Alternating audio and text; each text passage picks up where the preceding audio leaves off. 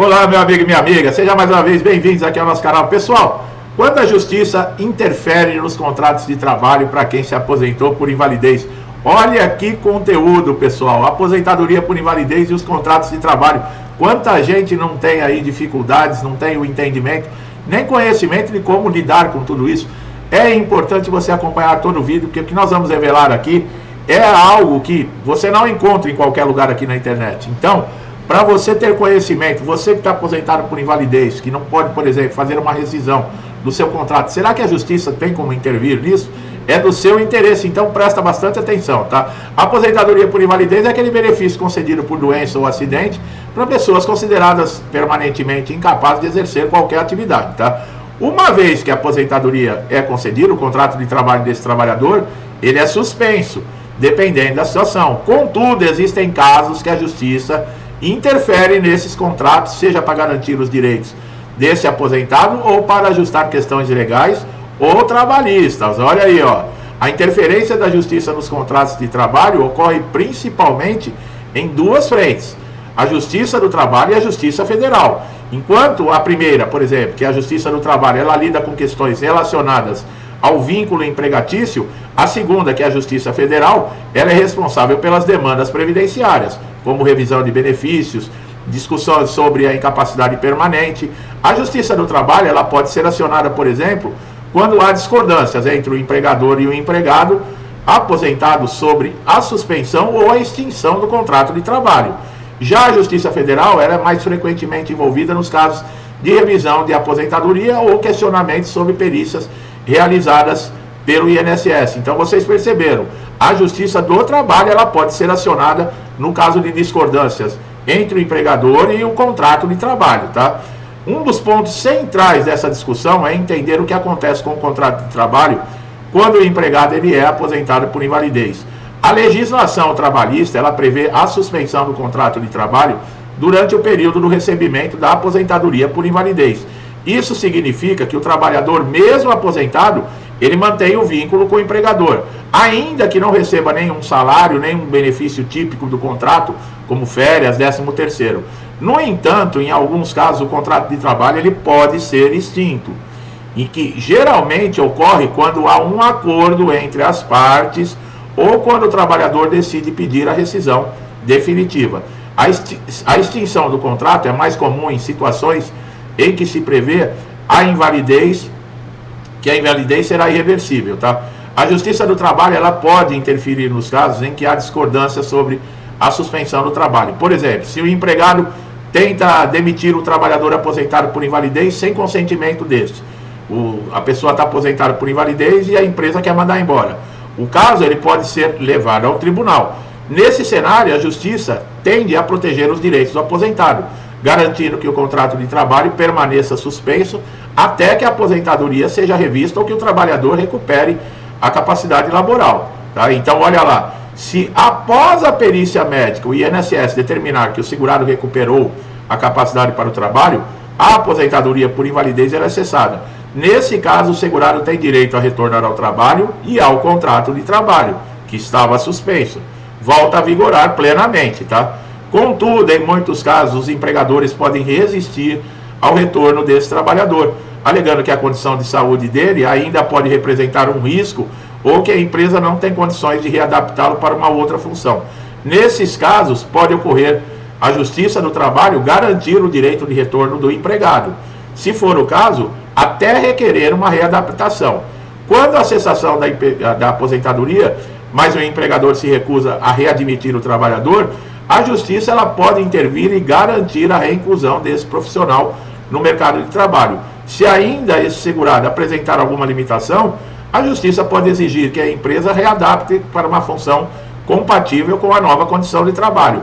Por outro lado, se comprovado que a empresa não pode oferecer uma readaptação viável, o contrato de trabalho ele pode ser rescindido, mas o trabalhador vai ter direito a todas as verbas rescisórias, como indenização, aviso prévio, FGTS, multa rescisória. Um dos motivos mais comuns da interferência judicial nos contratos de trabalho de aposentados por invalidez é a tentativa de acúmulo de benefício, tá? A legislação ela proíbe o acúmulo de benefícios previdenciários em algumas circunstâncias. Isso significa que o aposentado por invalidez ele não pode receber, por exemplo, simultaneamente a aposentadoria por invalidez e o salário de um novo emprego. Olha aí, ó, não pode, tá? No entanto, há casos em que o aposentado ele busca na justiça o direito de continuar recebendo o benefício e o salário, especialmente quando há indícios de que a recuperação da capacidade para o trabalho ela não é total. Nessas situações, a justiça pode interferir e garantir que o segurado ele não seja prejudicado financeiramente. Olha lá, ele pode, por exemplo, receber uma alta, mas ele está comprovando que ele não está completamente recuperado. E, por exemplo, se cessa o benefício e ele retorna à empresa sem a capacidade total que tinha para o trabalho, a justiça vai intervir, espera um pouquinho. Não pode acumular o benefício, mas o segurado também não pode ficar no prejuízo financeiro. Além de discussões trabalhistas, a justiça também interfere nos contratos de trabalho em ações movidas contra o INSS. Muitas vezes os trabalhadores aposentados por invalidez recorrem à justiça para garantir a continuidade do benefício ou requerer uma revisão do valor da aposentadoria. Nesse caso, o papel da justiça é analisar se a perícia médica foi realizada de forma correta, se o segurado realmente tem direito à aposentadoria por invalidez e se a justiça constatar que ainda está incapacitado, o benefício é mantido. Caso contrário, o aposentado ele pode ser obrigado a retornar ao trabalho. A aposentadoria compulsória, por exemplo, também ocorre quando o segurado atinge a idade limite para continuar trabalhando, que atualmente é de 75 anos. No entanto, há casos em que o segurado estava aposentado por invalidez antes de atingir essa idade e deseja continuar recebendo a aposentadoria por invalidez, em vez de ser enquadrado, por exemplo, numa aposentadoria por idade.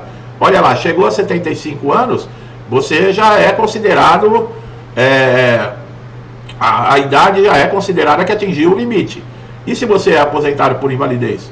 Você pode optar em continuar recebendo, em vez de aposentar, por exemplo, por idade, se você atender os requisitos. Nesse caso, a justiça pode ser acionada para garantir que o segurado continue recebendo o benefício mais vantajoso.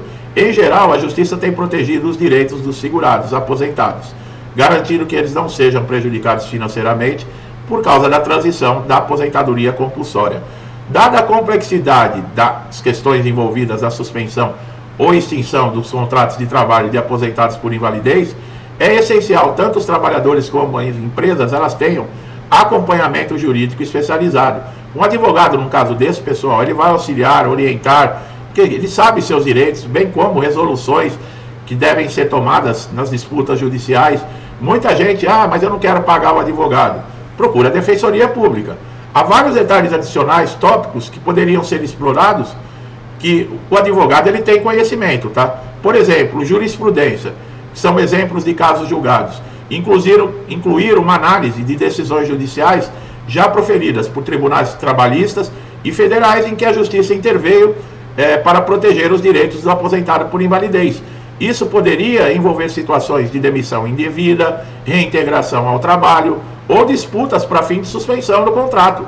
Estudo de casos, apresentar casos reais ou hipotéticos, detalhando, por exemplo, como o trabalhador ele ganhou a ação na justiça, qual foi os resultados obtidos, para que você tenha consciência. Um advogado ele tem toda esse conhecimento e a fundamentação legal para detalhar os dispositivos de consolidação das leis, por exemplo, da CLT, da Lei 8.213 de 1991, que é a lei de benefícios do INSS, que regulam suspensão, extinção de contrato de trabalho em casos de aposentadoria por invalidez.